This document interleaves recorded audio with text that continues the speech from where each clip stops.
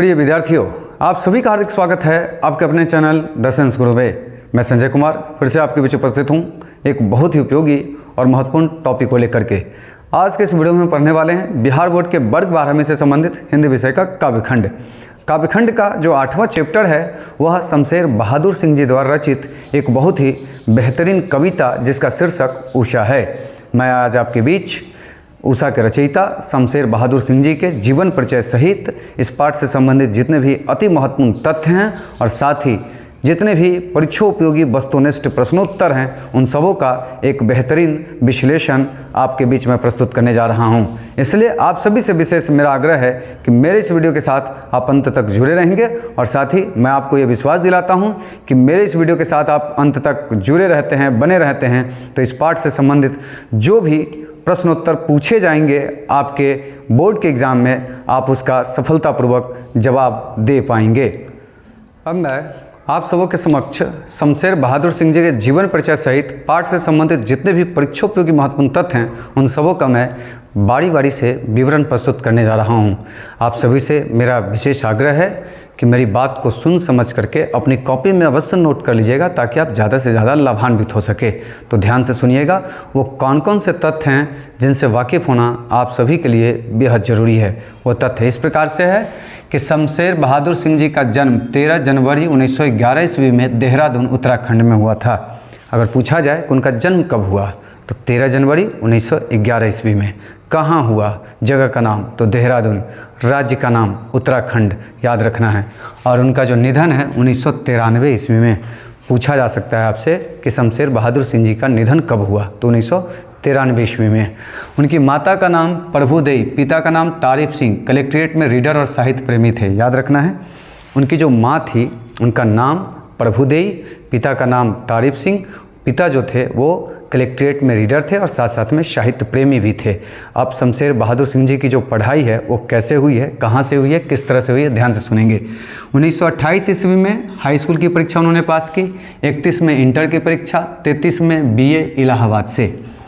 तो 1928 ईस्वी में शमशेर बहादुर सिंह जी ने हाई स्कूल की परीक्षा पास की, 31 में इंटर की परीक्षा पास की और 33 में BA की परीक्षा पास की इलाहाबाद से। आगे जो तथ्य है वह यह है कि 1938 ईस्वी में MA अंग्रेजी, लेकिन बीच में उनकी पढ़ाई छूट गई। इसका मतलब ये हो गया कि शमशेर बहादुर सिंह जी MA में अंग्रेजी के विषय से उन्होंने क्या किया 1938 में दाखिला लिया, लेकिन उनकी पूरी पढ़ाई नहीं हो सकी। आगे जो तथ्य है वह यह है कि 1929 ईस्वी में धर्म देवी से विवाह हो गया याद रखना है। उनकी पत्नी का नाम, शमशेर बहादुर सिंह जी की पत्नी का नाम धर्म देवी, जिनके साथ उनका शादी जो है 1929 ईस्वी में हुआ था।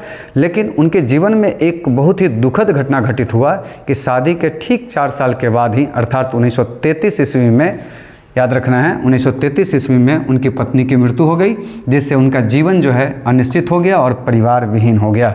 1933 ईस्वी में उनकी पत्नी का देहांत हो गया। आगे जो महत्वपूर्ण तथ्य है वो यह है कि शमशेर बहादुर सिंह जी कई पत्र पत्रिकाओं के संपादन कार्य से भी जुड़े रहे हैं और इससे भी संबंधित प्रश्न पूछे जाते हैं, इसलिए ध्यान से सुनिएगा। वो कौन कौन से पत्र पत्रिका हैं जिसका संपादन उन्होंने किया था। वो हैं रूपाभ, कहानी, माया, नया साहित्य, नया पथ, मनोहर। और साथ साथ में जो सबसे महत्वपूर्ण संपादन कार्य है उन्होंने उर्दू हिंदी कोश का उन्होंने संपादन किया था। और 1981 से 85 ईस्वी तक प्रेमचंद सृजन पीठ विक्रम विश्वविद्यालय उज्जैन के अध्यक्ष रहे। इससे संबंधित प्रश्न पूछा जा सकता है कि शमशेर बहादुर सिंह जी का किस विश्वविद्यालय से संबंध था तो याद रखना है वह प्रेमचंद सृजन पीठ विक्रम विश्वविद्यालय उज्जैन, जिसके वो अध्यक्ष पद पर उन्होंने अपना बहुमूल्य समय दिया था 1981 से 85 ईस्वी तक। आगे जो तथ्य है वह यह है कि उन्होंने 1978 ईस्वी में सोवियत रूस की यात्रा की थी। पूछा जाता है कि शमशेर बहादुर सिंह जी कब रूस की यात्रा की या किस विदेशी देश का उन्होंने यात्रा किया और कब किया तो 1978 में रूस अर्थात सोवियत रूस की उन्होंने यात्रा की। उनकी जो कृतियां हैं अर्थात रचना है वह 1932-33 में शमशेर बहादुर सिंह ने लिखना शुरू किया।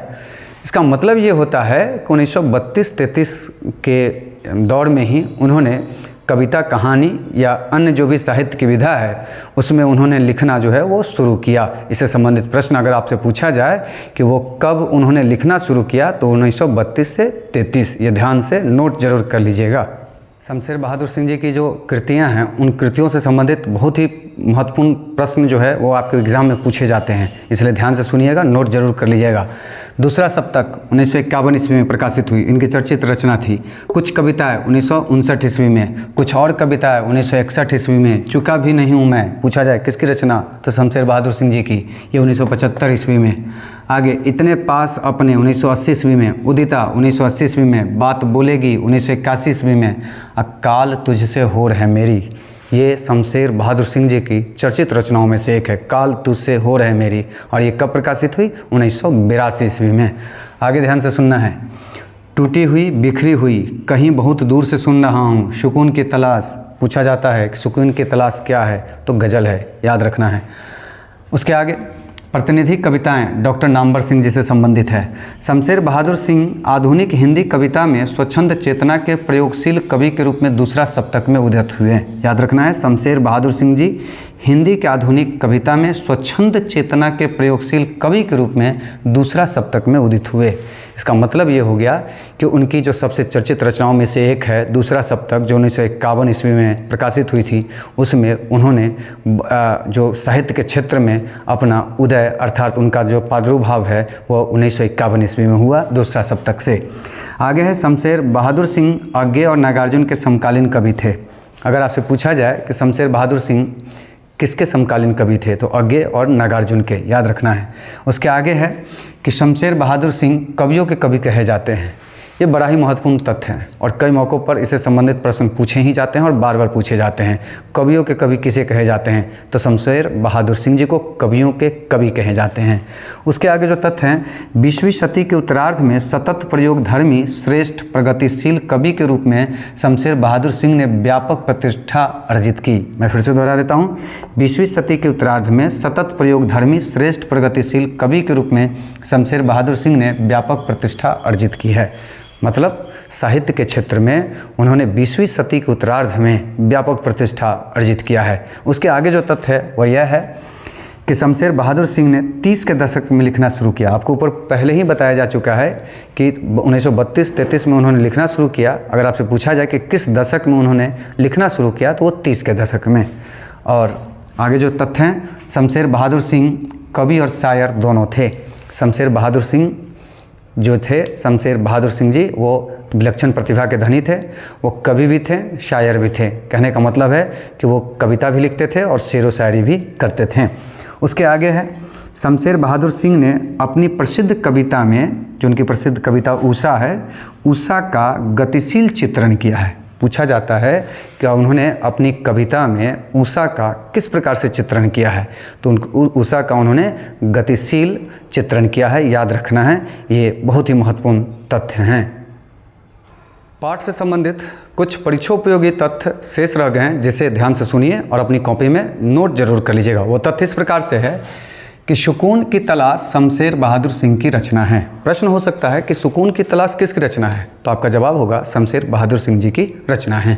उसके आगे है, चुका भी नहीं हूँ मैं के रचयिता शमशेर बहादुर सिंह जी हैं। इस तथ्य के आधार पर प्रश्न होगा कि चुका भी नहीं हूँ मैं के रचयिता कौन है तो आपका जवाब होगा शमशेर बहादुर सिंह जी। उसके आगे है, उषा कविता शमशेर बहादुर सिंह की कविता है। मतलब प्रश्न होगा उषा कविता किसकी कविता है या किसकी रचना है तो शमशेर बहादुर सिंह जी की कविता या रचना है। आगे है, उषा कविता में उषा का जादू टूटता है। इस तथ्य के आधार पर प्रश्न होगा उषा कविता में किसका जादू टूटता है तो उषा कविता में उषा का जादू टूटता है। उसके आगे है, प्रातःकालीन आकाश नीले शंख जैसा है। प्रातःकालीन आकाश नीले शंख जैसा है। प्रश्न होगा कि कवि ने अपनी कविता में प्रातःकालीन आकाश को कैसा बताया है तो नीले शंख जैसा बताया है। उसके आगे है, सुकून की तलाश गज़लों का संग्रह है। याद रखना है, सुकून की तलाश गज़लों का संग्रह है। उसके आगे दूसरा सप्तक 1951 में प्रकाशित हुई थी, नोट कर लेंगे। शमशेर बहादुर सिंह की पत्नी का नाम धर्मदेवी है। याद रखना है, शमशेर बहादुर सिंह जी की पत्नी का नाम धर्मदेवी है, जिनके साथ उनका विवाह 1929 ईस्वी में हुई थी। उसके आगे है, उषा प्रकृति वर्णन से संबंधित कविता है। प्रश्न हो सकता है उषा किसके वर्णन से संबंधित कविता है? तो प्रकृति के वर्णन से संबंधित कविता है, प्रकृति वर्णन से संबंधित कविता है। आगे है, विक्रम विश्वविद्यालय उज्जैन से शमशेर बहादुर सिंह जी का संबंध था। विक्रम विश्वविद्यालय उज्जैन से शमशेर बहादुर सिंह जी का संबंध था क्योंकि 1981 से 85 ईस्वी तक उस विश्वविद्यालय के अध्यक्ष के पद को उन्होंने सुशोभित किया था। उसके आगे है, शमशेर बहादुर सिंह ने बीए की पढ़ाई इलाहाबाद से की थी। नोट कर लेंगे, शमशेर बहादुर सिंह ने 1978 में सोवियत रूस की यात्रा की। याद रखना है, 1978 ईस्वी में सोवियत रूस की यात्रा शमशेर बहादुर सिंह जी ने की थी।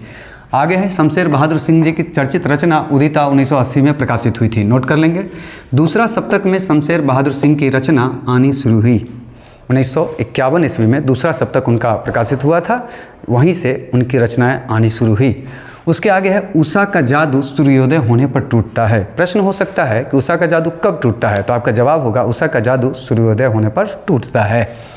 उसके आगे है, नामवर सिंह ने शमशेर बहादुर सिंह की प्रतिनिधि कविताएं नामक काव्य कृति का संपादन किया था। मैं फिर से दोहरा दूं, नामवर सिंह ने शमशेर बहादुर सिंह की प्रतिनिधि कविताएं नामक काव्य कृति का संपादन किया। और आगे जो तथ्य है वह इस प्रकार से है, शमशेर बहादुर सिंह ने उर्दू हिंदी कोश का संपादन किया।